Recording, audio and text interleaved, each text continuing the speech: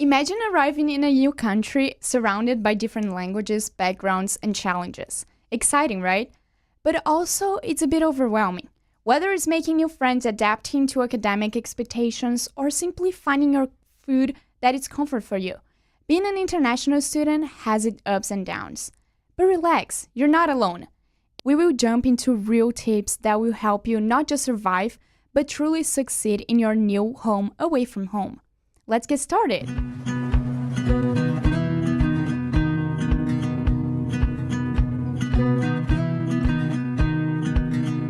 Hi everyone, I am Carolina Raboni. I am one of the international students here at Green River. I am from São Paulo, Brazil, and I am majoring broadcasting and journalism here. And my future plans are to apply for a 4-year university college to get my bachelor's there. Now, I want to welcome our first and super special guest, Maggie Chikweza. Please, girl, tell us a little bit about yourself. Hi everyone, my name is Maggie Chikweza and I'm your guest here. So I'm from Africa, Malawi, and I'm majoring in nursing here at Green River College. And my dream is to become a registered nurse and just, help people and just show people my medical skills.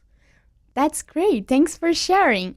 So, as I said before, I'm gonna be your host. I'm gonna lead our conversation with our sweetie guest right here, pointing out some different topics that we may live being an international student. We will discuss some topics about how hard it is to get away from your comfort zone, how can you actually live the experience and get involved on this new atmosphere while you're having studies and do school stuff, and what about college students' pressure? Statement that literally bowed my mind last week. I was washing my dishes as a classical student here at CCA, and I was listening to one of the most trending songs from Noah Khan that it says, if you want to go far, then you have to go far. And at that time, I literally stopped for a sec and just started to think about the idea of leaving everything that you've ever known to discover something completely out of your comfort zone. So my first question for you, Maggie, is how would you describe this feeling of having to leave your bubble, like your comfort zone, your home country, to get the opportunity to go far in your life? And is it really worth it? Okay, so I feel like living your comfort zone, especially studying in a new country, can be very, very hard and very challenging. But then at the same time, it's also a great experience because you get to meet new people, new friends. Like everything is just new about the country. So it's like you're developing yourself, you're learning more things from other people. So at first, when I came here to America, I was scared because I was missing home, I was missing my family, I was missing the food, just, everything. But once you're out here, I feel like it's a different experience. You push and then you get to adapt to so many things and you're open-minded about everything.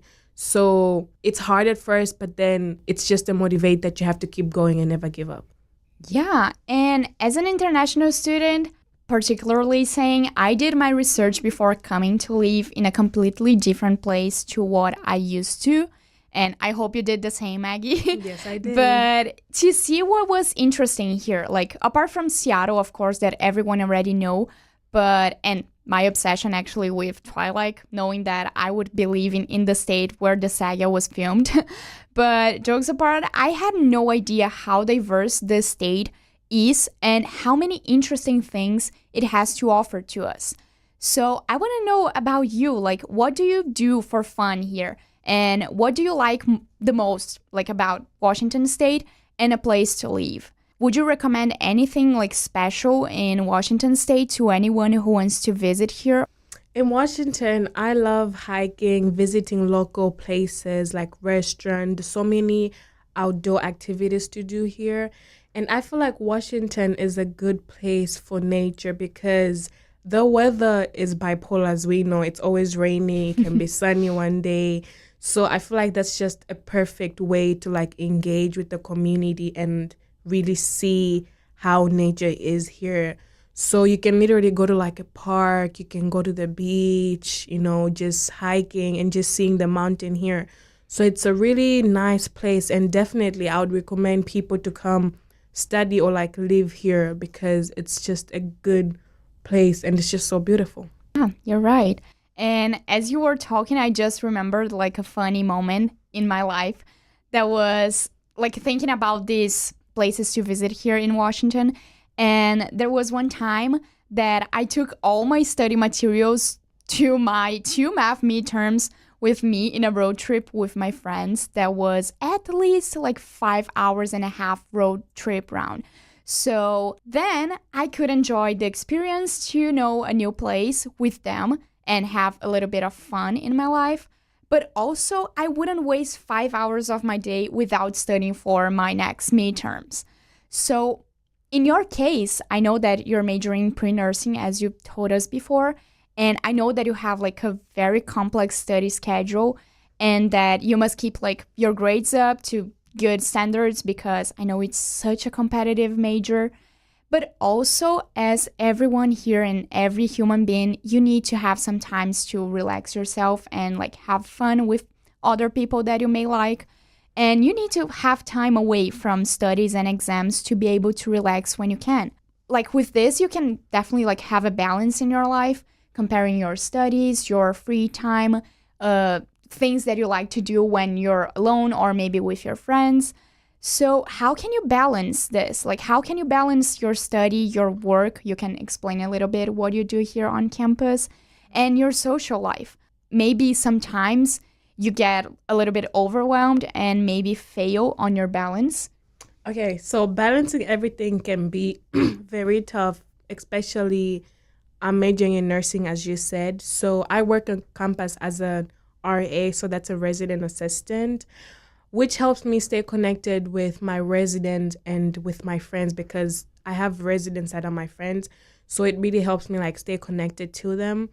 And taking breaks is very, very important from everything, even like your schoolwork or work, like just anything. Like, as I said, Washington is like a beautiful place so you can go hiking. So taking a break from school and work can be a great way. And yes, sometimes I do feel overwhelmed, but then I remember that I'm here for a reason why I came to Washington.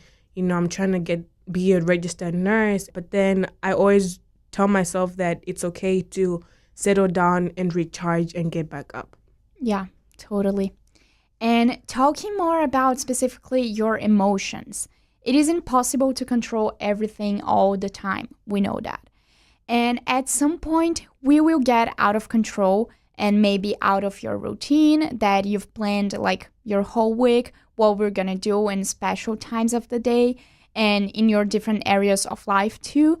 And with that, our head just like plays tricks on us by putting us against the wall and with various hypotheses and emotions of like fear, failure, anxiety about grades, homesickness, and hope to get like to the end of the quarter as fast as you can.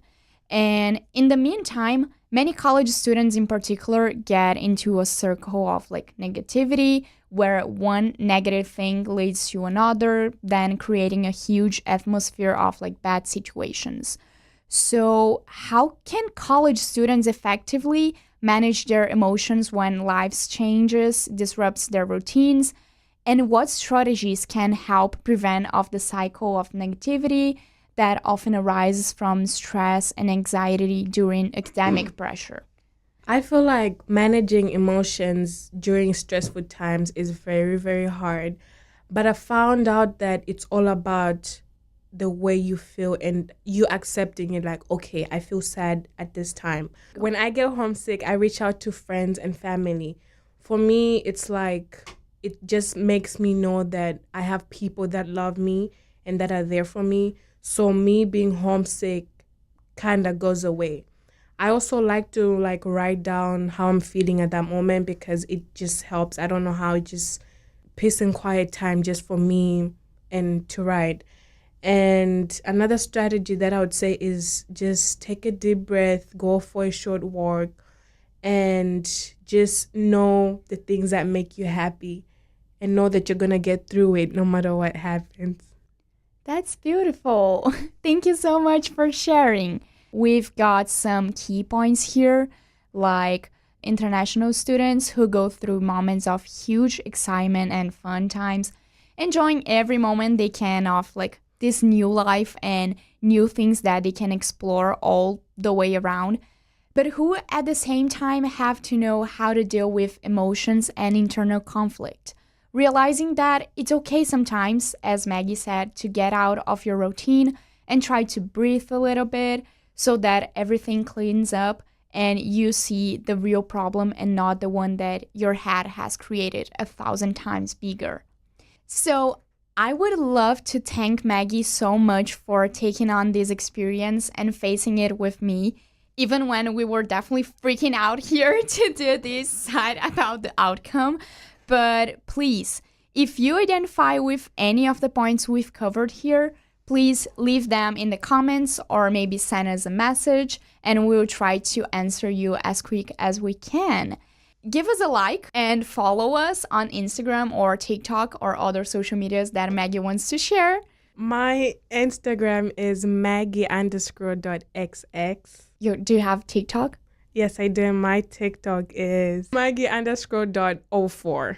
Perfect. Also, if you want to follow me on social medias, my TikTok would be Carol around WA and Instagram Carol Raboni all together. So yeah, I'll see you out there. Thank you so much, Maggie. Thank you for having me, Carol.